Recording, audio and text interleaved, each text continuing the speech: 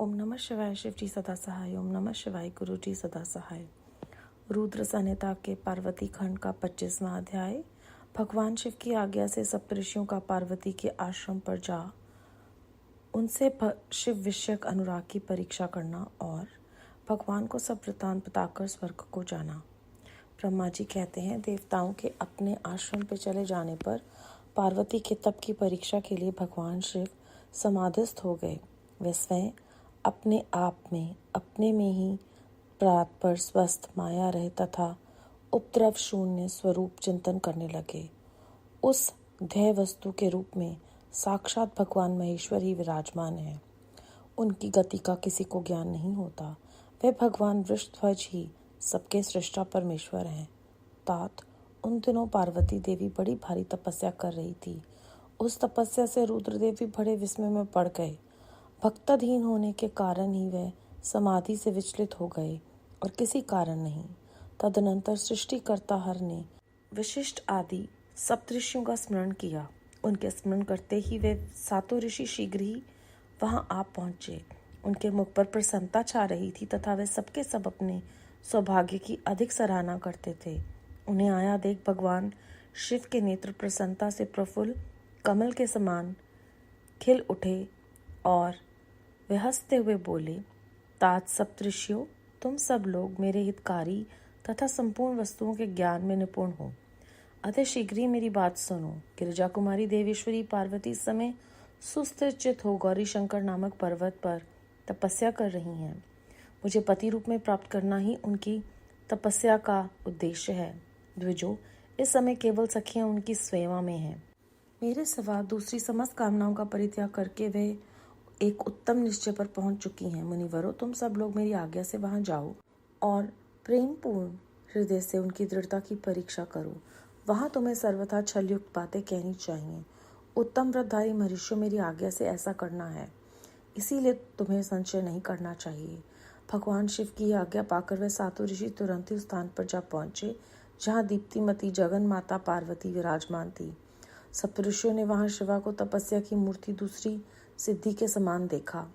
उनका तेज महान था। वे अपने उत्तम तेज से प्रकाशित हो रही थी।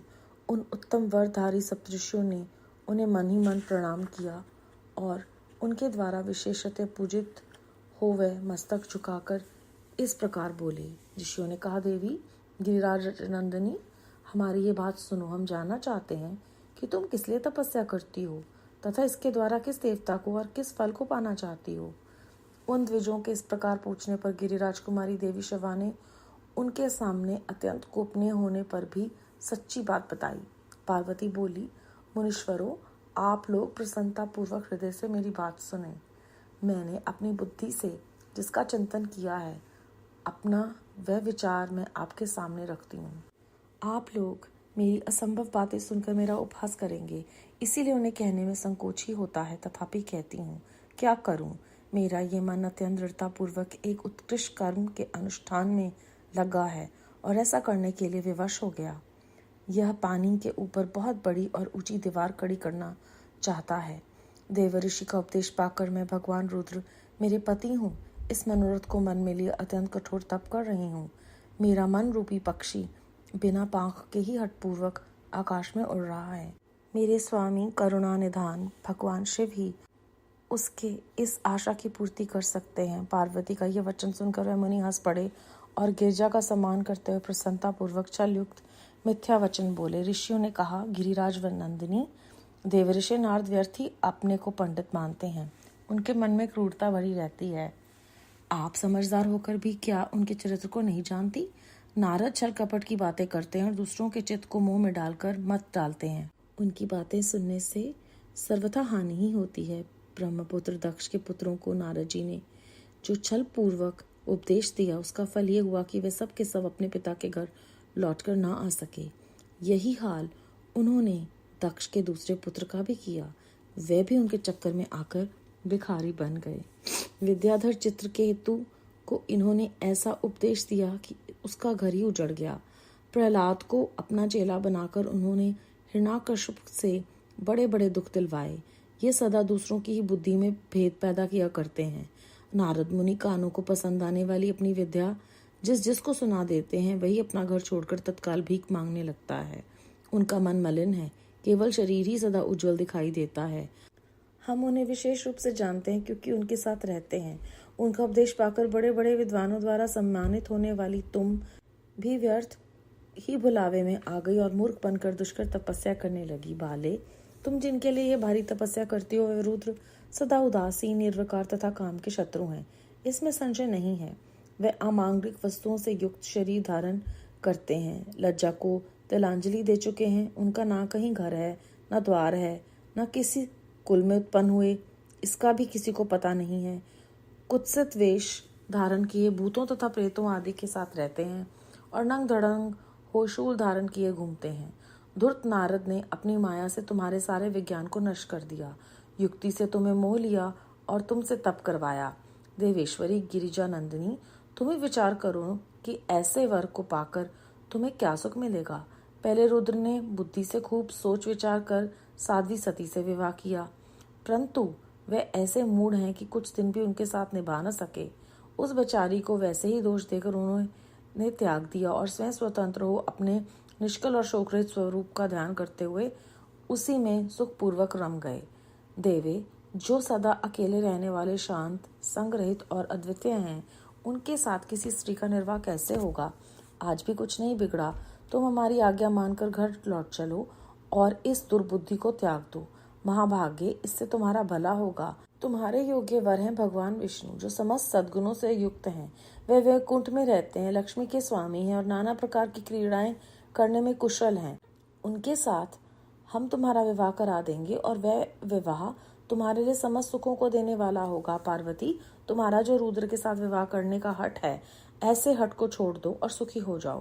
ब्रह्मा जी कहते हैं, नारद, उनकी ऐसी बात सुनकर जगदम्बिका पार्वती हंस पड़ी और पुनः उन ज्ञान विशारद मुनियों से बोली। पार्वती ने कहा, मुनीश्वरों, आपने अपनी समझ से ठीक ही कहा, परंतु द्विजो, मेरा हठ भी छूटने वाला नहीं। मेरा शरीर पर्वत से उत्पन्न होने के कारण मुझ में स्वाभाविक कठोरता विद्यमान है। अपनी बुद्धि से ऐसा विचार कर आप लोग मुझे तपस्या से रोकने का कष्ट न करें।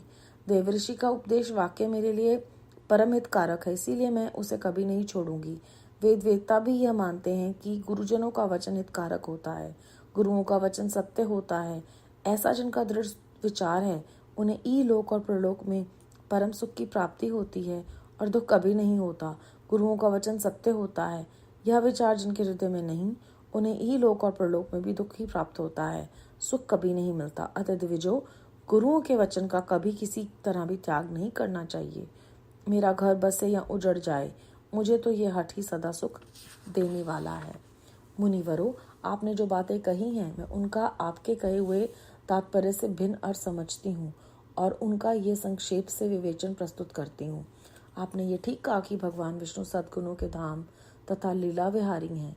साथ ही अपने सदाशिव को निर्गुण कहा, इसमें जो कारण है वे बताया जाता है। भगवान शिव साक्षात परब्रह्म है, अतएव निर्विकार हैं। वे केवल भक्तों के लिए शरीर धारण करते हैं, फिर भी लौकिक की प्रभुता को दिखाना नहीं चाहते। अतः परमहंसों की जो प्रिय गति है, उसी को वे धारण करते हैं। क्योंकि वे भगवान शंभु परमानंद में हैं, इसीलिए अवधूत रूप से रहते हैं। माया लिप्त जीवों को ही भूषण आदि की रुचि होती है, ब्रह्मों को नहीं। वह प्रभु गुणातीत, अजन्मा, माया रहित, अलक्ष्य गति और विराट हैं। द्विजो, भगवान शंभु किसी विशेष धर्म या जाति आदि के कारण अनुग्रह नहीं करते। मैं गुरु की कृपा से ही शिव को यथार्थ रूप से जानती हूँ। ब्रह्म ऋषि, यदि शिव मेरे साथ विवाह नहीं करेंगे तो मैं सदा कुमारी ही रह जाऊंगी, परंतु दूसरे के साथ विवाह नहीं करूंगी। ये मैं सत्य सत्य कहती हूँ। यदि सूर्य पश्चिम दिशा में उगने लगे, मेरु पर्वत अपने स्थान से विचलित हो जाए, अग्नि शीतलता को अपना ले तथा कमल पर्वत शिखर की शिला के ऊपर खिलने लगे, तो भी मेरा हठ छूट नहीं सकता। ये मैं सच्ची बात कहती हूँ। ब्रह्मा जी कहते हैं, नारद, ऐसा कह उन मुनियों को प्रणाम करके गिरिराज कुमारी पार्वती निर्विकार चित्त से शिव का स्मरण करती हुई चुप हो गई। इस प्रकार गिरिजा के उस उत्तम निश्चय को जानकर वे सप्तऋषि भी उनकी जय जयकार करने लगे और उन्होंने पार्वती को उत्तम आशीर्वाद दिया। मुनि गिरिजा देवी की परीक्षा करने वाले वे सातों ऋषि उनको प्रणाम करके प्रसन्नचित हो शीघ्र ही भगवान शिव के स्थान को चले गए। वहां पहुंचकर शिवा को मस्तक नवा उनसे सारा वृतांत निवेदन करके उनकी आज्ञा ले वे पुनः सादर स्वर्ग लोक को चले गए। अध्याय 25 समाप्त। इस अध्याय में हमने जाना कि महेश्वर की गति को कोई नहीं समझ सकता। वो हमारी परीक्षा लेकर ये जानना चाहते हैं कि हमारी उनमें कितनी आस्था है। तो वो सप्तऋषियों को पार्वती जी के पास भेजते हैं और कहते हैं कि आप मेरी आज्ञा से जाएं और पार्वती देवी की परीक्षा लें, और कहते हैं कि प्रेम पूर्वक आपको ये परीक्षा लेनी है और मेरे ही आदेश पर छल पूर्वक बातें कहनी है। तो पार्वती जी से जब उनका वार्तालाप होता है, वो अपनी तरफ से पूरी कोशिश करते हैं कि वो पार्वती जी को मना लें, समझा लें, लेकिन पार्वती जी उनको जवाब देती हैं कि नहीं, मेरी जो तपस्या है ये एक दृढ़ निश्चय से है, और नारद जी जो हैं वो मेरे गुरु हैं, और वो कहती हैं गुरुओं का वचन हमेशा हितकारक होता है, सत्य होता है। जो ये नहीं समझते वो यहाँ पर भी और प्रलोक में भी दुखी पाते हैं। अगर हमें इस जीवन को, अपने जीवन को सार्थक बनाना है तो हमें हमेशा गुरु के वचन का पालन करना चाहिए। कितनी गहरी बात है। और फिर उन्होंने बताया कि शिवजी महाराज जो हैं वो भक्तों के लिए शरीर धारण करते हैं, वो लौकिक प्रभुता नहीं दिखाना चाहते। केवल और केवल जिनको उनमें श्रद्धा है उन्हीं को उनका रूप दिखता है। जो माया में लिप्त हैं वो तो बाहर की चमक दमक से ही आकर्षित होते हैं, इसलिए शिवजी भगवान इसी रूप में हैं। उसके अलावा वो बहुत गहरी बात कहती हैं कि वो किसी भी विशेष धर्म या जाति के कारण अनुग्रह नहीं करते। और फिर से वो गुरु की जो है महिमा का बयान करती हैं। वो कहती हैं कि मैं गुरु की कृपा से शिवजी के यथार्थ रूप को जान गई हूँ, और इसलिए अगर वो मेरे से विवाह नहीं करेंगे तो मैं कुंवारी ही रहूँगी।